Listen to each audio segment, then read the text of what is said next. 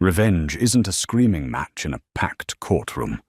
It is a quiet, meticulously drafted contract, signed in a boardroom, while your enemies are busy laughing at you. When Ethan handed his ex-wife a pitiful settlement and mocked her tiny tech startup, he thought he had won. He threw her out, expecting her to crawl back. He never suspected that 3 years later, the very company he called a cute little hobby would hold the deed to his entire family's legacy.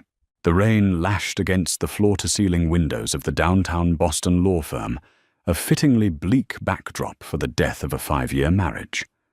Inside the conference room, the air was thick with the scent of expensive leather-stale coffee and unspoken contempt.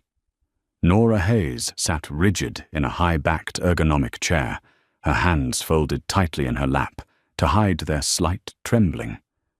Across the sprawling expanse of the mahogany table sat her soon-to-be ex-husband, Ethan Cole. He was leaning back in his chair, casually scrolling through his phone, looking less like a man dismantling his family and more like a CEO waiting for a tedious quarterly review to conclude. Ethan's lawyer, a silver-haired bulldog named David Horowitz, slid a thick stack of aggressively tabbed documents across the polished wood. As we discussed Ms. Hayes, Horowitz began, his tone dripping with practiced condescension. The prenuptial agreement you signed prior to the marriage remains ironclad. Mr. Cole will retain full ownership of the Beacon Hill townhouse, the Martha's Vineyard estate, and all shares in the Cole Group. In the interest of an expedited and amicable separation, my client has agreed to a one-time, lump-sum alimony payment of $50,000. You will also retain ownership of your 2016 Honda Civic. Nora stared at the papers. $50,000. To the Cole family, whose shipping and real estate empire had dominated the eastern seaboard for 3 generations, $50,000 was what they spent on catering for their annual summer gala. For Nora, it was supposed to be the price of her silence, the cost of neatly erasing her from their pristine, blue-blooded lives. Next to Nora, her own attorney, Claire Montgomery, a sharp, fiercely intelligent woman who had taken Nora's case pro bono out of sheer disgust for the Cole family's tactics, leaned forward. $50,000 is an insult, David, and you know it. Claire snapped her pen, tapping aggressively against her notepad. Nora spent the last 5 years acting as an unpaid consultant for Cole Logistics. She single-handedly modernized their tracking database. Without her input, Ethan's supply chain would still be running on spreadsheets from 1998. Ethan finally looked up from his phone. A slow, mocking smirk spread across his perfectly symmetrical face. He possessed that effortless, untouchable arrogance bred into men who had never been told no in their entire lives.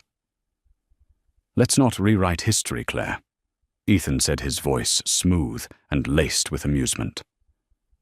Nora helped out with some IT issues. It was a hobby. She liked playing with data. I indulged it because she was bored. It hardly entitles her to half of a century-old family business. He turned his gaze to Nora, his pale blue eyes utterly devoid of warmth. "Take the 50 grand, Nora. It's more than fair. You can go back to Ohio, maybe get a nice middle management job at a regional branch. You never fit in here anyway. My mother knew it the day I brought you home." The mention of his mother, Beatrice Cole, made Nora's stomach twist. Beatrice was a socialite terror who had treated Nora less like a daughter-in-law and more like an unwelcome stray dog that Ethan had foolishly allowed into the house. For 5 years, Nora had endured the passive-aggressive remarks about her clothes, her background, and her lack of a trust fund. She had swallowed her pride, believing that she and Ethan were a team. She had been incredibly, foolishly wrong. "There is one more thing," Nora said, her voice surprisingly steady, cutting through the heavy silence of the room. Ethan sighed dramatically. "What now? You want the flat-screen TV? Fine. Take it.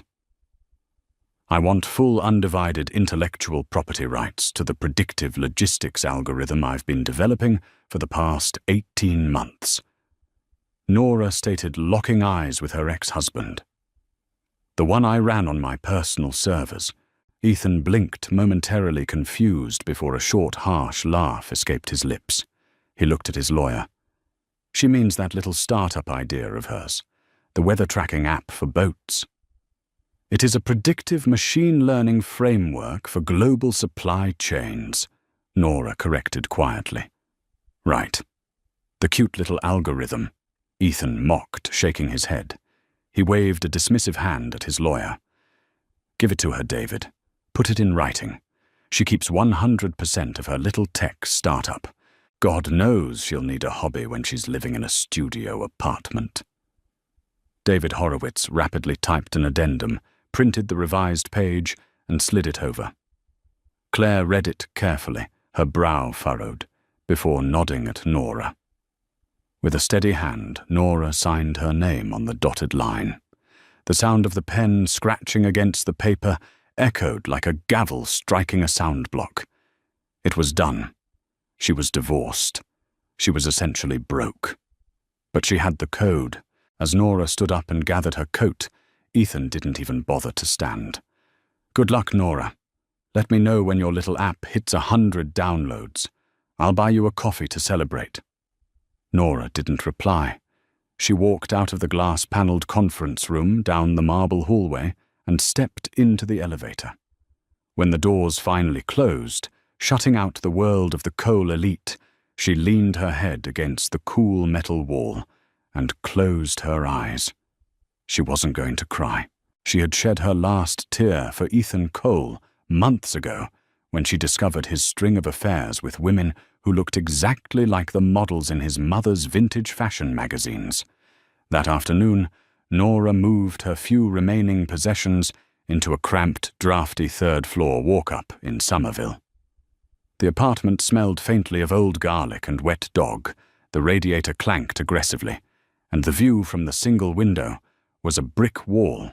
It was a far cry from the sprawling, meticulously curated Beacon Hill townhouse with its heated floors and original French Impressionist paintings.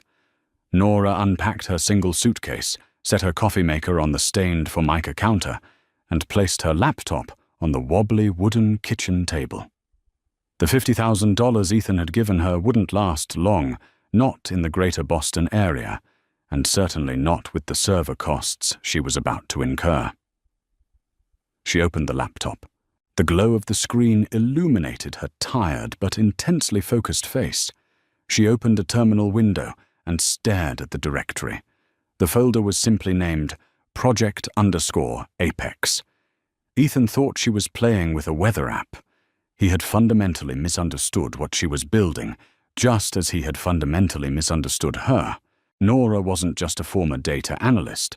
She was a brilliant systems architect who had spent the last 5 years observing the catastrophic inefficiencies of the coal shipping empire from the inside. She had seen how a single storm in the South China Sea, combined with a labor strike in Rotterdam, could cost a legacy shipping company tens of millions of dollars in a matter of weeks. Her algorithm wasn't just tracking data. It was synthesizing millions of data points, geopolitical instability, weather patterns, port authority, traffic, localized labor disputes, and fuel price volatility to predict supply chain bottlenecks before they even occurred, automatically rerouting shipments to save companies billions. She took a deep breath, cracked her knuckles, and began to code. The marriage was over. The empire was about to begin. For the next 8 months, Nora Hayes essentially ceased to exist in the physical world. Her life was reduced to the 4 walls of her Somerville apartment, the hum of her laptop's cooling fan, and an endless diet of black coffee and cheap ramen noodles. She named the company Apex Logistics Solutions. In the beginning, it was a company of one. She was the CEO, the lead developer, the marketing department, and the janitor. The initial phase was grueling. Nora burned through $30,000 of her settlement, just paying for the cloud computing power necessary to train her machine learning models. Her days were spent aggressively cold emailing mid-level executives at logistics firms. Her nights were spent refining the code. For every 100 emails she sent, she received 99 rejections or deafening silence. The industry was dominated by old men in expensive suits who trusted their gut instincts and 50-year-old Rolodexes over a piece of software built by a woman operating out of a kitchen. But Nora only needed one yes. That yes came in the form of a disastrous global event. A massive unseasonal typhoon struck the Pacific, effectively shutting down 3 of the world's busiest ports simultaneously. Global supply chains were thrown into absolute chaos. Ships were stranded, inventory was rotting in containers, and corporate giants were hemorrhaging millions of dollars by the hour. 3 days before the typhoon made international headlines, Nora's Apex algorithm had flagged the anomaly and predicted a 94% probability of a catastrophic bottleneck. She had compiled a massive detailed dossier on alternative routing protocols and sent it blindly to the crisis management team of Global Tech Retail, one of the largest e-commerce conglomerates on the planet. She didn't ask for money. She just sent the data with a simple note. Here is your bottleneck. Here is your bypass. Use it. 2 weeks later, as the dust settled and Global Tech realized Nora's rerouting protocol had saved them an estimated $140 million in lost revenue and delayed shipments, Nora's phone finally rang. The man on the other end of the line was Simon Rostover. Simon was a notoriously ruthless, brilliant venture capitalist based in New York. He didn't just invest in companies, he weaponized them. He had caught wind of the phantom architect who had saved Global Tech's quarterly earnings and tracked Nora down. When Simon walked into the cheap diner in Somerville to meet her, he wore a bespoke Brioni suit that cost more than Nora's entire apartment building. He ordered a black coffee, slid into the cracked vinyl booth, and stared at her for a long, calculating moment. I expected a team of MIT postdocs. Simon said, his voice a gravelly baritone. Not a woman running a global data grid from a laptop with a cracked screen.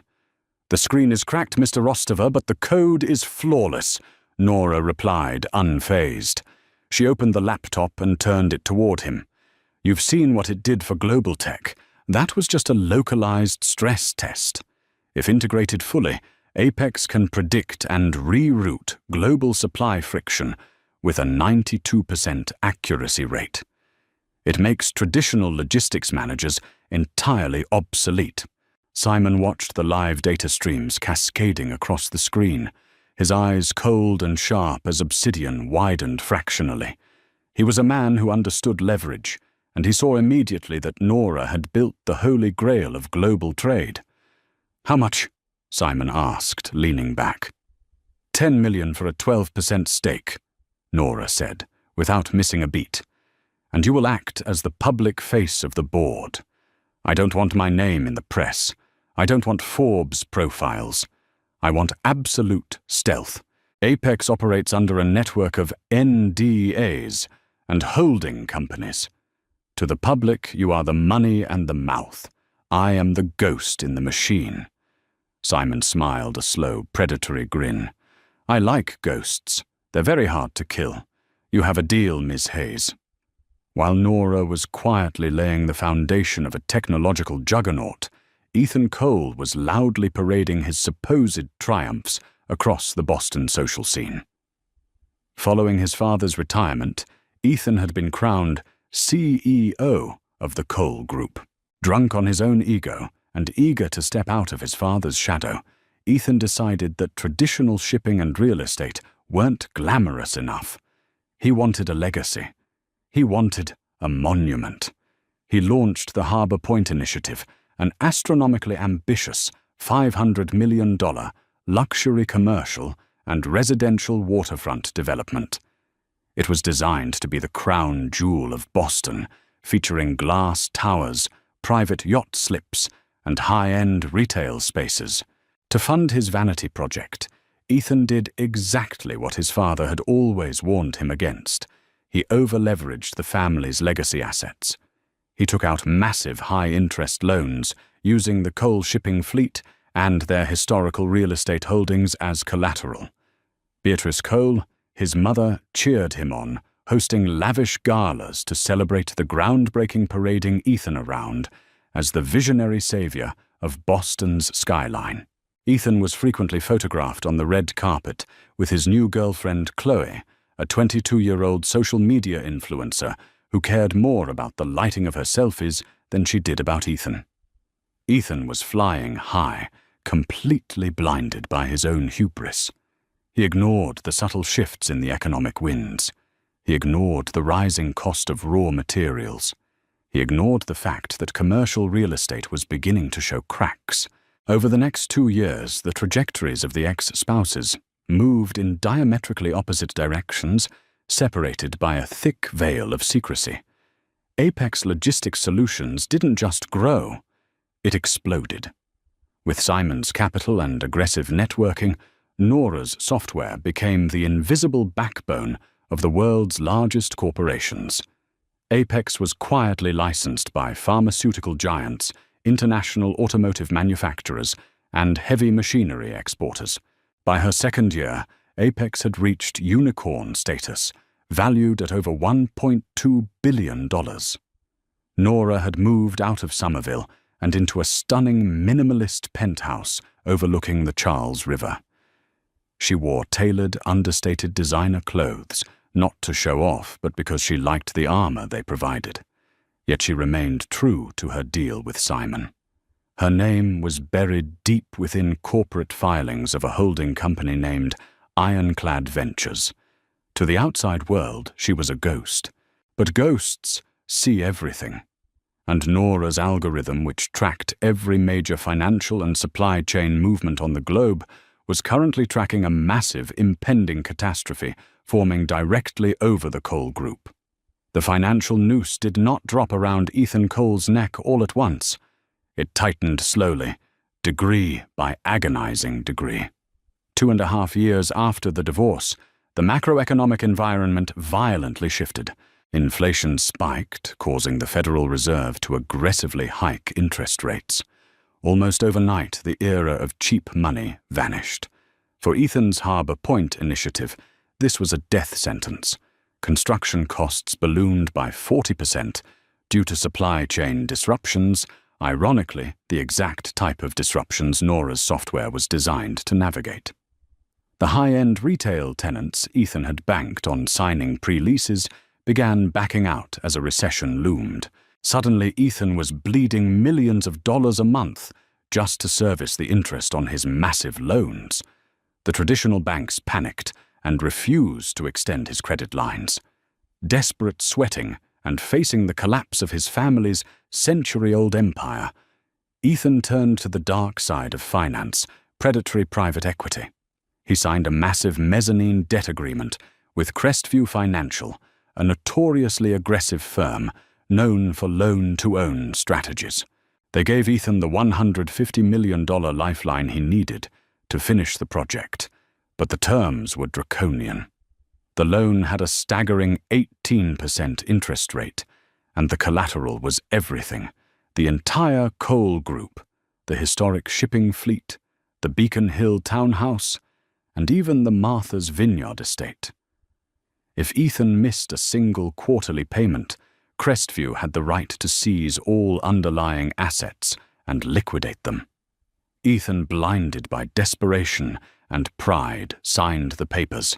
He was convinced that once the towers opened, the money would flow. He just needed time. What Ethan didn't know was that Crestview Financial was heavily reliant on secondary liquidity markets to fund their massive predatory loans. When Crestview needed fast cash to balance their own overextended books, they quietly packaged and sold off their distressed debt to larger institutional megafunds. On a rainy Tuesday afternoon, Nora Hayes sat in the pristine, glass-walled conference room of Ironclad Ventures in Manhattan. Across from her sat Simon Rostover, sliding a thick, encrypted iPad across the table. Crestview is offloading a massive portfolio of distressed commercial debt, Simon said, a dangerous glint in his eye. They need liquidity fast. Most of it is garbage strip malls in the Midwest. But there is a crown jewel buried in the tranche. Nora picked up the tablet. She scrolled through the complex financial jargon, her eyes scanning the data with the speed of the algorithm she had created. Then she saw it. Borrower, the Cole Group. Master mezzanine loan. Principal $150 million. Collateral total enterprise assets. Nora's breath hitched slightly. The screen illuminated the exact dimensions of Ethan's impending ruin. If whoever bought this debt decided to call the loan upon the first technical default, and Ethan was perilously close to violating his liquidity covenants, the Cole empire would be wiped off the map. Crestview wants 70 cents on the dollar for the whole portfolio, Simon noted quietly, watching her reaction. It's a massive expenditure, over $100 million in cash. But if we acquire this, Ironclad Ventures becomes the master creditor for Cole real estate and shipping. We own their mortgage. We own their fleet. We own the roof over their heads. Nora looked out the window at the sprawling Manhattan skyline. She remembered the day in the lawyer's office. She remembered Ethan's mocking laugh. She remembered the $50,000, the rusted Honda Civic, and his condescending promise to buy her a coffee when her little app failed.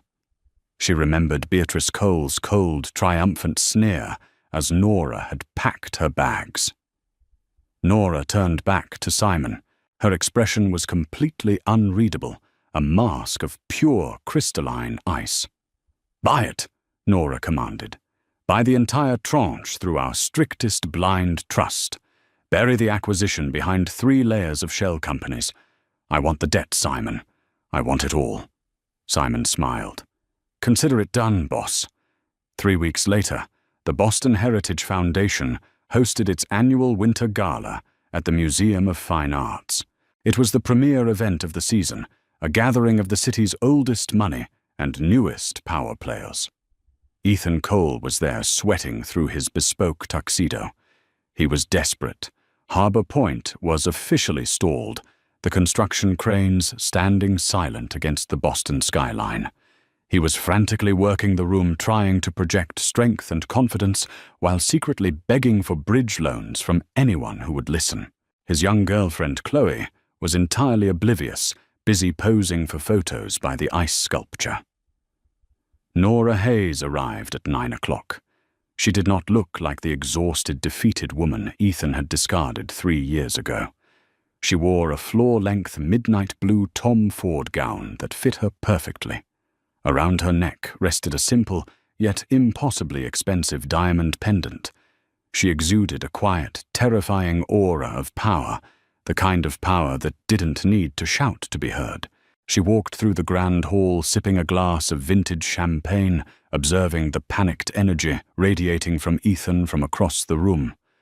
Eventually, their paths crossed near the grand staircase. Ethan stopped dead in his tracks, blinking as if he had seen a ghost. He took in her appearance, the gown, the diamonds, the effortless grace. For a split second, a flicker of genuine shock crossed his face. But then his defensive arrogance kicked in. He assumed naturally that she had somehow married into money, or perhaps was there as the +1 of a wealthy older man. "Nora," Ethan asked, stepping into her path, a tight, artificial smile on his face. "Wow, look at you. You clean up nice. Who's the lucky guy footing the bill for the dress?" Nora smiled gently, taking a slow sip of her champagne. "Hello, Ethan. It's been a while. The dress is mine. I bought it myself." Ethan chuckled, clearly not believing her. "Right. Sure. So how are things in Somerville? Did that little weather app of yours ever get off the ground? I imagine the startup life is tough. Look, if you're struggling, the Cole Group is always hiring data entry clerks. I could put in a good word for you with HR. He was projecting. It was pathetic, really.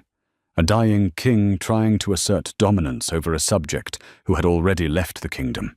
That's a very generous offer, Ethan. Nora said, her voice smooth as silk, carrying just enough to ensure the surrounding guests didn't hear. But Ethan caught every word. But I'm doing quite well. I hear you've been busy too. Harbour Point is certainly a bold initiative. Ethan's smile tightened, his jaw clenching. The mention of his failing project hit a nerve. It's a masterpiece. It's going to redefine the city. We're just dealing with some minor logistical delays. Nothing I can't handle. I hope so, Nora said quietly, leaning in just a fraction of an inch. The scent of her expensive perfume enveloped him. I hear Crestview Financial has very strict covenants on their mezzanine loans. It would be a shame if you tripped a liquidity clause in this high-interest environment. Ethan froze. The color instantly drained from his face, leaving him looking sickly and pale. His eyes widened in absolute shock. How the hell do you know about Crestview? He stammered, his voice dropping to a frantic whisper. That loan was tightly sealed. It wasn't public knowledge. Before Nora could answer, her clutch vibrated. She pulled out her phone and glanced at the glowing screen. It was a single text message from Simon Rostover. The ink is dry. Ironclad owns the debt. We have them. Nora looked back up at Ethan, whose arrogant facade was now cracking, revealing the terrified, out-of-his-depth little boy underneath. Like I said, Ethan.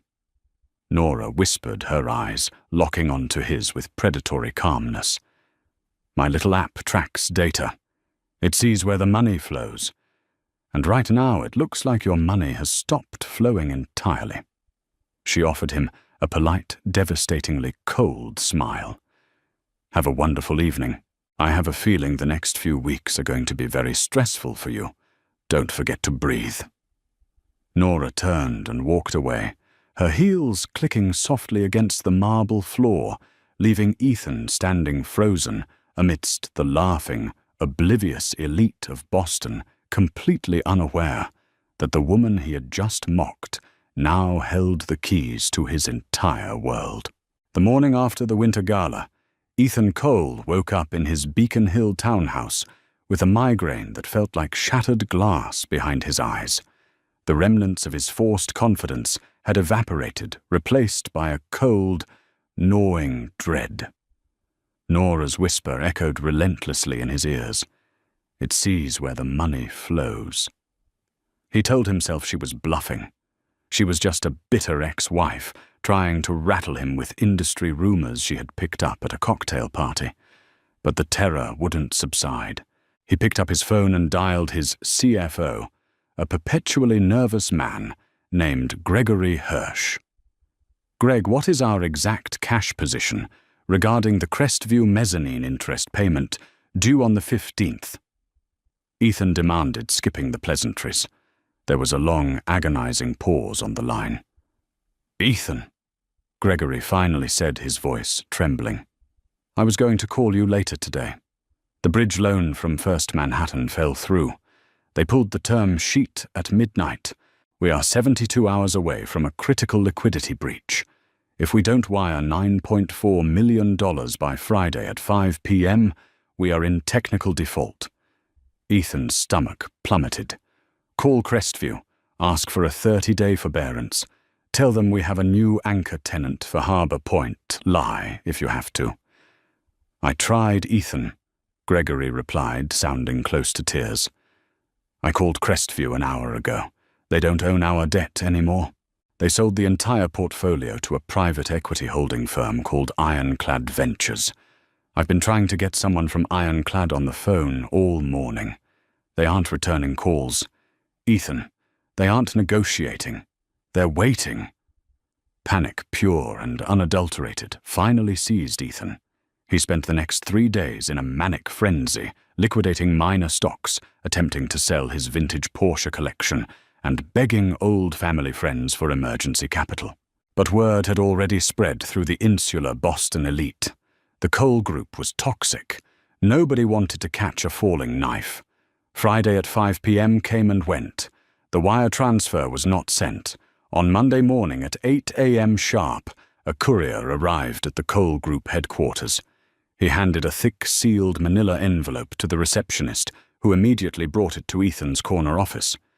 Inside was a formal notice of default and intent to accelerate, printed on heavy watermarked paper. The legal language was dense, but the conclusion was brutal and absolute. Ironclad Ventures was demanding immediate repayment of the entire $150 million principal, plus accrued interest and penalty fees. Failure to comply within 10 business days would result in the immediate seizure of all collateral listed in the master agreement. Ethan's lawyer, David Horowitz, sat across the desk looking older and far less smug than he had 3 years prior during the divorce proceedings. He adjusted his glasses, his face pale. "This is aggressive, Ethan. Unprecedentedly aggressive," David muttered, flipping through the pages.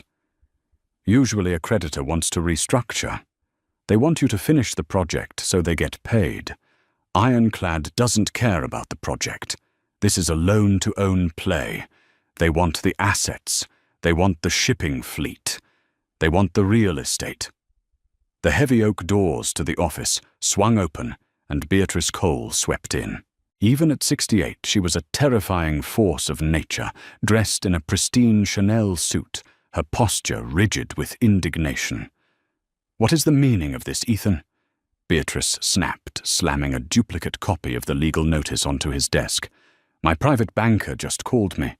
He said my personal credit lines tied to the family trust have been frozen. I tried to pay the caterer for the spring charity luncheon, and my card was declined like some commoner." Ethan rubbed his temples, feeling the empire crumbling around him. "Mother, we missed a debt payment. The new creditor is playing hardball." "Then fix it," Beatrice demanded, her voice rising to a shrill crescendo. "Call this ironclad company, invite their CEO to dinner, intimidate them, remind them who we are. We are the Coles. We practically built this city. No nameless Wall Street vulture is going to take my home." "They won't take our calls, Beatrice," David Horowitz interjected quietly. "We've tried. Their legal counsel, a firm out of New York, sent a single reply. They will not negotiate over the phone. They have demanded a mandatory in-person restructuring meeting this Friday." "Where?" Ethan asked, a desperate glimmer of hope in his eyes. If he could just get them in a room, he could charm them. He could sell them on the vision of Harbor Point. "Not here," David said grimly. "They demanded we come to their territory. We are summoned to the Ironclad Ventures boardroom in Manhattan." Ethan swallowed hard. He was no longer the king holding court. He was a vassal being called to kneel before the emperor. "Fine," Ethan said, adjusting his tie, trying to muster a bravado he absolutely did not feel. "We go to New York. We show them the projections. We offer them a minor equity stake in the development. They want to play hardball. We'll show them how the Coles do business." But as Ethan looked out his office window at the stalled cranes of Harbor Point, the nagging memory of Nora's face at the gala haunted him. It sees where the money flows. He pushed the thought away. It was a coincidence. It had to be. The Manhattan offices of Ironclad Ventures were a masterclass in psychological warfare, located on the top floor of a sleek, black glass skyscraper. In the financial district, the space was devoid of the mahogany and brass traditionalism Ethan was used to. It was all polished concrete, matte steel, and floor-to-ceiling windows that made the people inside feel like gods looking down on the ants below. Ethan David Horowitz and a deeply anxious Gregory Hirsch were led into a massive minimalist boardroom by a silent assistant. They took their seats on one side of a long slab of black marble that served as a conference table. There were no water pitchers, no notepads, no courtesies. 10 agonizing minutes passed. Ethan tapped his foot rapidly, his tailored suit feeling suffocatingly tight. He had rehearsed his pitch 100 times. He would be deferential but firm. He would offer a 10% equity cut in the commercial leasing rights. Finally, the frosted glass doors slid open. Simon Rostova walked in. He wore a dark, impeccably tailored suit, radiating the quiet menace of a seasoned apex predator. He didn't sit. He merely walked to the head of the table and rested his hands on the cold marble, looking down at the 3 Bostonians with a look of mild amusement. "Mr. Cole," Simon began, his gravelly voice cutting through the silence.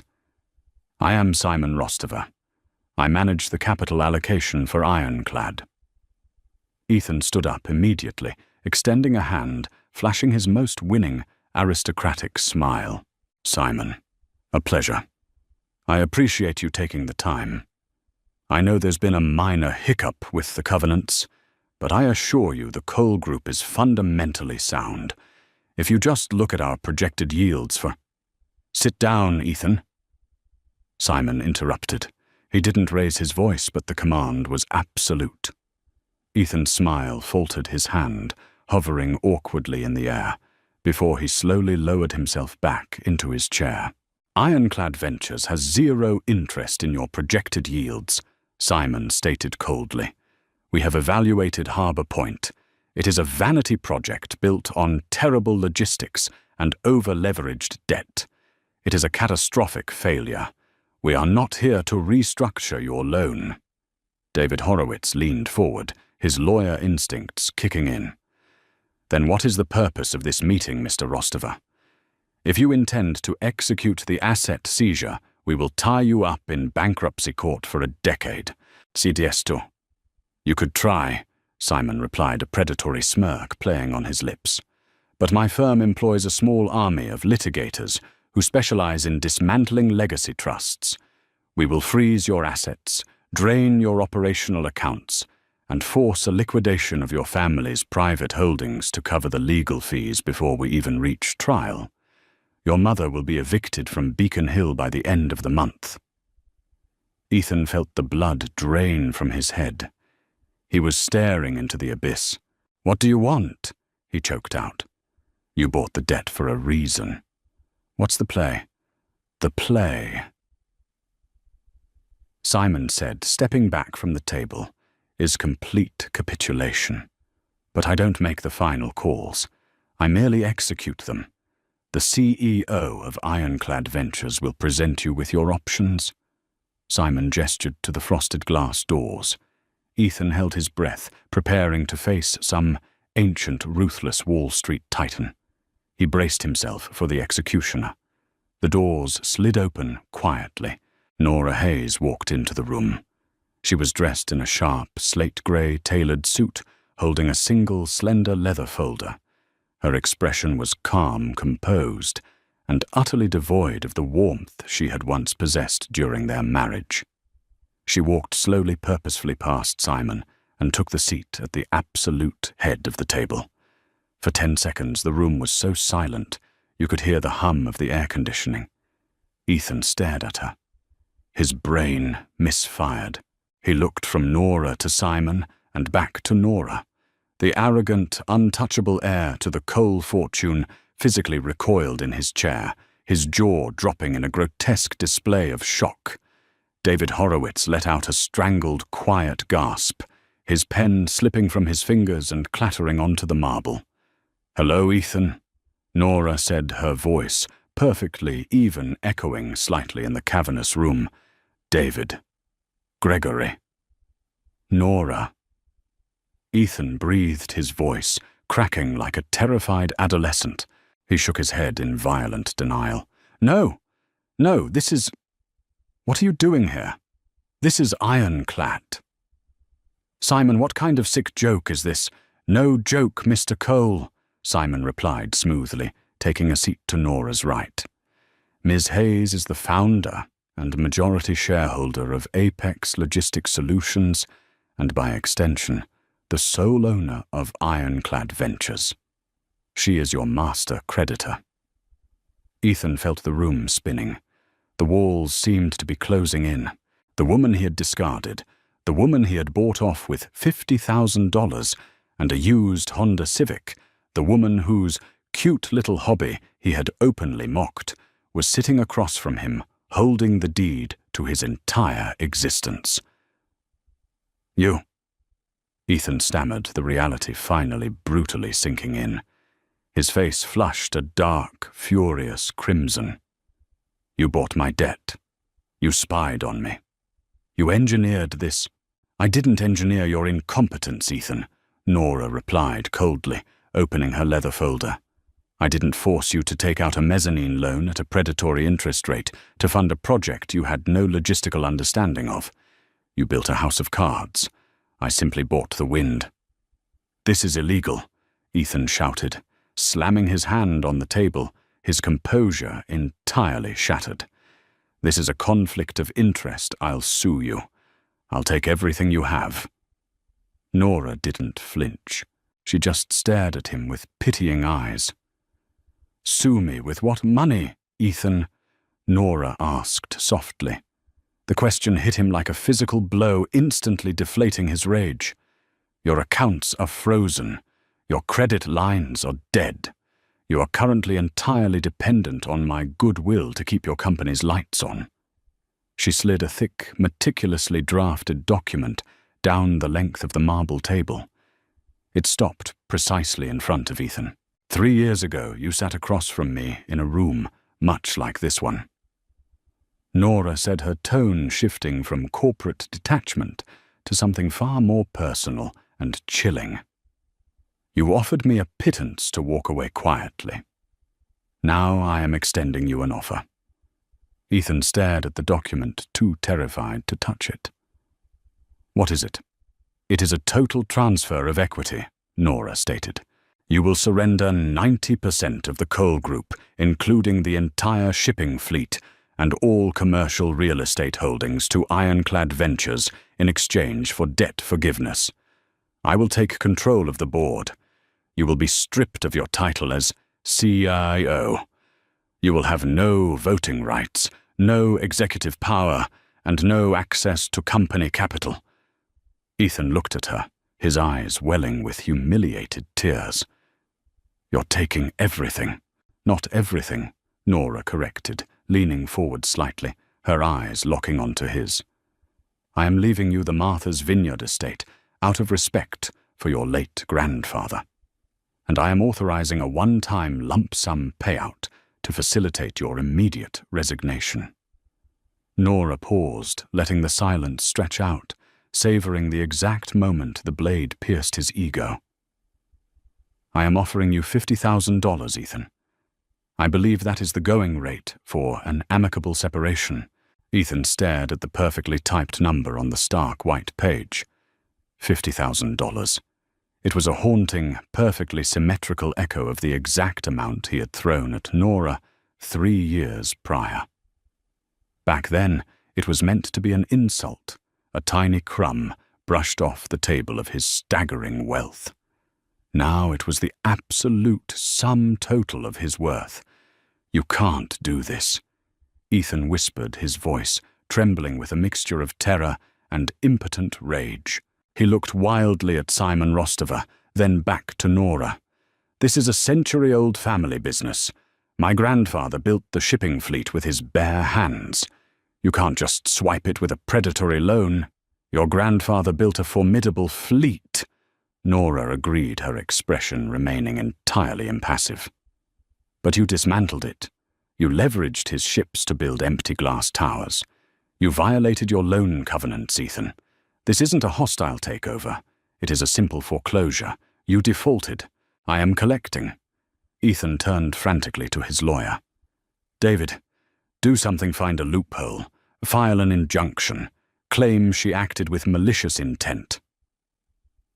David Horowitz, a man who had made a lucrative career out of bullying less funded attorneys into submission, looked utterly defeated. He slowly pulled the thick contract toward him, put on his reading glasses, and spent 10 agonizing minutes scanning the terms. The room was deathly quiet, save for the rustle of the heavy paper. When David finally looked up, his face was ashen. He took off his glasses and rubbed his eyes. "Ethan," David said, his voice barely a whisper, "the covenants are ironclad. You missed the payment window by 72 hours. They have the absolute legal right to accelerate the debt and seize the collateral. If we fight this in court, Ironclad will immediately freeze all your personal and corporate accounts. You won't be able to pay your employees tomorrow. You won't be able to pay my retainer. And worse," David swallowed hard, glancing nervously at Simon Rostover, "if they subpoena your financial records during discovery, they will undoubtedly find the internal emails where you inflated the Harbour Point pre-lease projections to secure your earlier bridge loans. That is federal wire fraud, Ethan. If you fight this, you won't just go bankrupt. You will go to prison." Ethan felt the air leave his lungs. He was cornered. There was no secret escape hatch, no influential friend who could make a phone call to save him, no mother's checkbook to bail him out. He was completely outmaneuvered by a woman he had assumed was intellectually inferior to him, simply because she lacked a trust fund. "Sign the paper, Ethan," Nora said softly. It wasn't a gloat. It was a command issued by someone who already possessed total victory.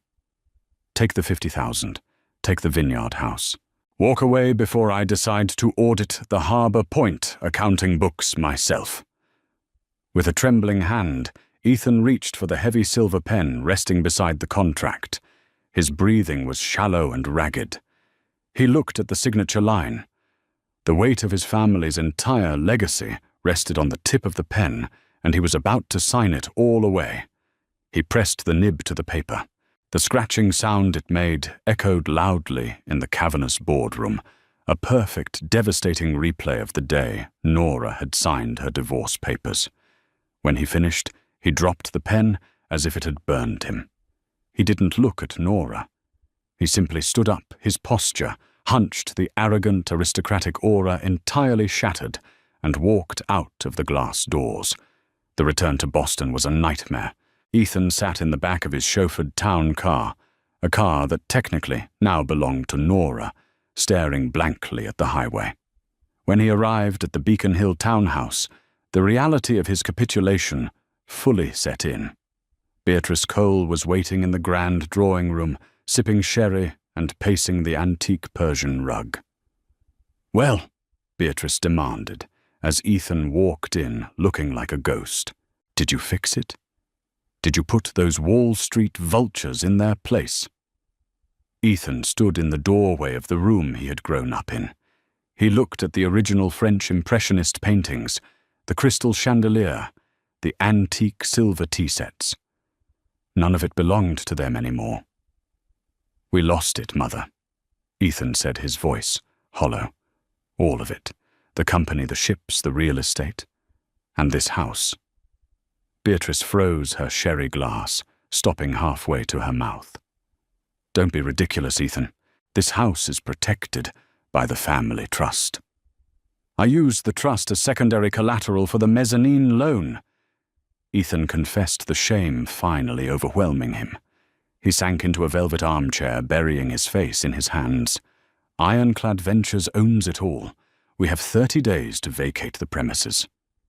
Beatrice dropped the crystal glass. It shattered against the floor, amber liquid soaking into the priceless rug. For the first time in her meticulously curated life, Beatrice Cole shrieked a raw, ugly sound of pure panic. She lunged for her phone, frantically dialing her wealthy friends, the city councilmen, the bank presidents. One by one, it went to voicemail. The Boston elite operated on a strict radar of power and influence. The moment the blood was in the water, the sharks scattered. The Cole name, once the golden key to the city, was suddenly radioactive. Upstairs, Ethan found Chloe, his 22-year-old influencer girlfriend, aggressively stuffing designer clothes into 3 massive Louis Vuitton trunks. "Chloe, what are you doing?" Ethan asked, entirely numb. She didn't even pause. "I saw the news alerts on Bloomberg, Ethan. Your stock plummeted to 0. The company is in foreclosure. I'm not doing poverty. My brand is luxury lifestyle, not tragic bankruptcy. I called an Uber Black. We're done." By midnight, Ethan was entirely alone in the massive, echoing townhouse surrounded by packing boxes and the absolute ruin of his own making. On a crisp, clear Monday morning, exactly 2 weeks after the boardroom meeting in Manhattan, a sleek black sedan pulled up to the global headquarters of the Cole Group in downtown Boston.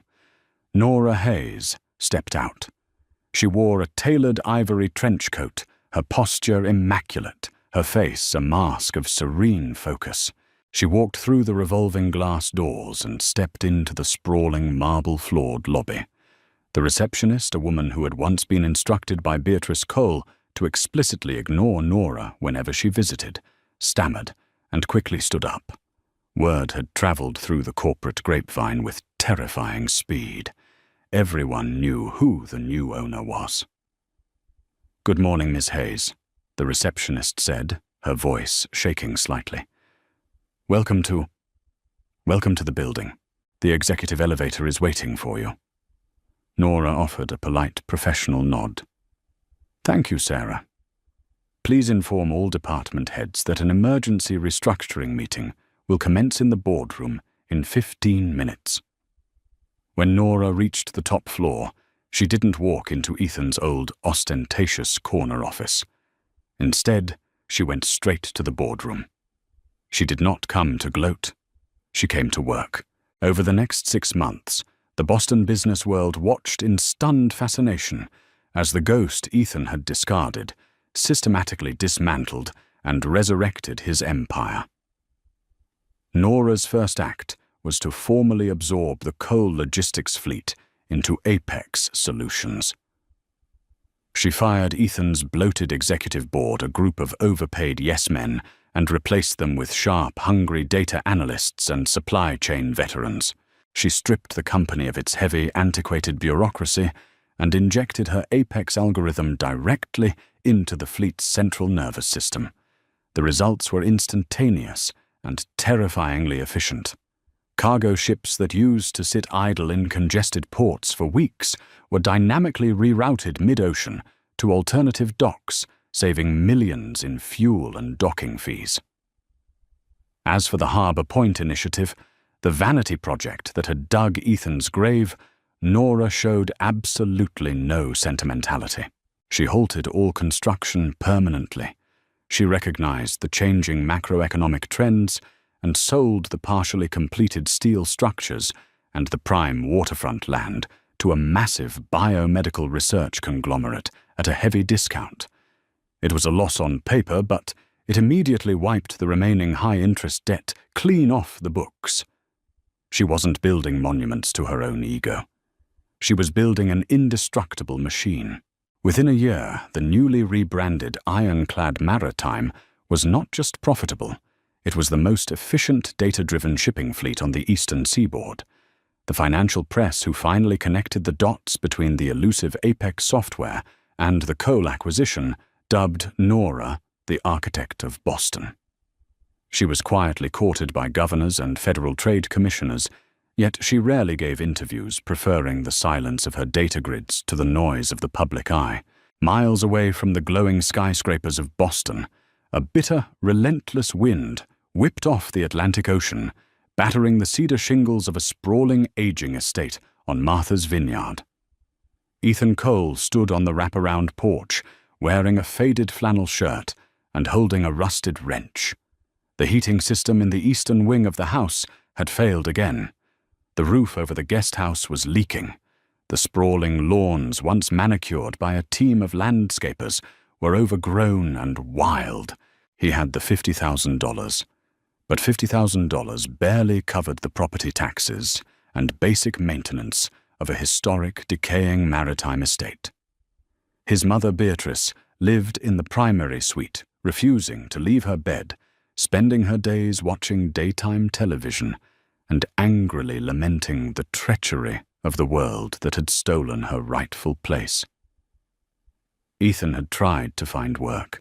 He had called old contacts, leveraging his Ivy League degree and his years of supposed CEO experience. But the corporate world knew exactly why the coal group had collapsed. They knew he was a Nepo baby who had steered a legacy into an iceberg. The only offers he received were entry-level consulting gigs, positions that reported to men 10 years his junior. His pride wouldn't allow him to take them, so he remained trapped on the island, a prisoner in his grandfather's house, watching his meager funds slowly drain away. Ethan set the wrench down on the porch railing and looked out at the churning steel-grey waters of the Atlantic. In the far distance near the horizon line, a massive cargo ship was cutting through the heavy swells, moving with purposeful automated grace. Ethan squinted. Even from a distance, he could see the massive logo painted on the side of the hull. It wasn't the traditional navy blue coal crest he had grown up with. It was a sleek, minimalist, geometric apex. Ethan gripped the wooden railing until his knuckles turned white. He watched the ship carry millions of dollars of cargo, guided entirely by the invisible, flawless algorithm of the woman he had thrown away. He remembered the cramped Somerville apartment, the wobbly kitchen table, and the glowing laptop he had laughed at. Nora didn't need to destroy him to win. She just needed to let him destroy himself, while she quietly built the future he was too arrogant to see. Ethan turned his back to the ocean, picked up his rusted wrench, and walked back into the cold, drafty house, the silence of his irrelevance deafening in his ears. What a spectacular story of patience, strategy, and ultimate karma. Nora's journey proves that the best revenge is never loud or messy. It is silent, calculated, and devastatingly successful. Ethan thought he held all the power only to realize too late that hubris is the most expensive debt of all. If you really loved this story of an underestimated woman turning a massive financial empire upside down, please hit that like button, share this video with someone who appreciates a brilliant plot twist, and always subscribe to our channel. Let us know in the comments what you would have done.